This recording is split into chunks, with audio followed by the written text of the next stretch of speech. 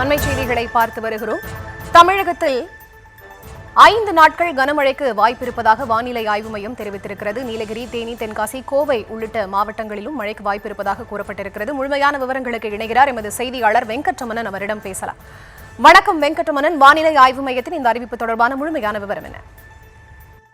வணக்கம். வடக்கு ஆந்திரா மற்றும் அதனை ஒட்டிய பகுதிகளின் மேல் ஒரு வளிமண்டல மேலடுக்கு சுழற்சி நிலவி வருவதன் காரணமாகவும் தென்னிந்திய பகுதிகளின் மேல் நிலவக்கூடிய வளிமண்டல மேலடுக்கு சுழற்சி காரணமாக தமிழகத்துல 5 நாட்களுக்கு கனமழைக்கான எச்சரிக்கை என்பது கொடுக்கப்பட்டிருக்கிறது. இன்றைய தினத்தை பொறுத்தவரைக்கும் நீலகிரி, தேனி, தென்காசி, கோவை மாவட்ட மலைப்பகுதிகளில் 4 மாவட்டங்கள்ல கனமழைக்கு வாய்ப்பு இருப்பதாக தெரிவிக்கப்பட்டிருக்கிறது. அதே போல 24 மற்றும் 25 தேதிகளை பொறுத்தவரைக்கும் நீலகிரி, தேனி, தென்காசி, கன்னியாகுமரி மாவட்டம் மற்றும் கோயம்புத்தூர், திருநெல்வேலி உள்ளிட்ட மாவட்டங்களின் மலைப்பகுதிகளில் கனமழைக்கு வாய்ப்பு இருப்பதாகவும், அதே போல 26ஆம் தேதியை பொறுத்தவரைக்கும் நீலகிரி, தேனி, தென்காசி, கோவை உள்ளிட்ட 4 மாவட்டங்களிலும் 27ஆம் தேதி நீலகிரி, கோவை உள்ளிட்ட மாவட்டங்களில் கனமழைக்கான எச்சரிக்கை என்பது கொடுக்கப்பட்டிருக்கிறது. கனமழை எச்சரிக்கை விடுக்கப்பட்டிருக்கக்கூடிய மாவட்டங்களில் மழை பெய்யும் பொழுது 40 முதல் 50 கிலோமீட்டர் வேகத்துல பலத்த தரைக்காற்றுடன் கூடிய கனமழைக்கு வாய்ப்பு இருப்பதாகவும் சென்னை வானிலை ஆய்வு மையம் தெரிவித்திருக்கிறது.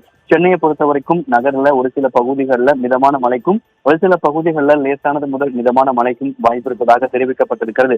தற்போதைய சூழலை பொறுத்தவரைக்கும் தமிழகத்தில் தொடர்ந்து 5 நாட்களுக்கு கனமழைக்கான எச்சரிக்கையும், சென்னையில மிதமான மழைக்கு வாய்ப்பு இருப்பதாகவும் சென்னை வானிலை ஆய்வு மையம் தெரிவித்துள்ளது.